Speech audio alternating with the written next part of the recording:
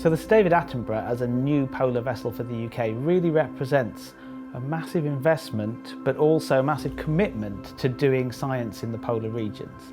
And that's really important because they're some of the fastest changing areas on Earth. We also need to understand the role of the polar regions and how it controls the climates and oceanography of the whole world.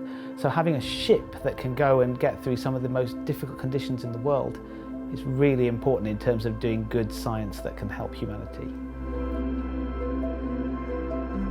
Because of its size, it has the opportunity to bring in scientists from all around the world and form international collaborations that work on multidisciplinary sciences.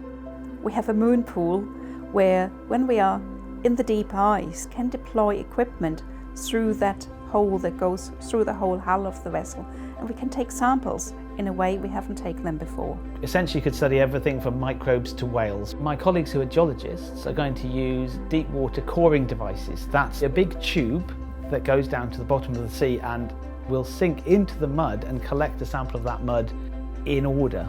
And those different layers are like the rings of a tree, and they tell you different things about the oceanography and the climate at the time the mud was laid down at the bottom of the sea. Also, it gives scientists the ability to get to remote regions who might be working on land. One of the good things about the Sir David Attenborough is going to be the amount of autonomous vehicles we can use. So there's going to be ocean gliders, which go down to a depth of 1,000 meters. Things that the glider measures is typically temperature and salinity of the water. It has interchangeable labs, so containerized labs that can plug into the ship. We have aquarium containers where we can keep animals alive from the deep sea for a long time and see what they do, how they act. Somewhere between 10 and 20% of the animals we collect on our expeditions are new to science, and that's just from places we know about.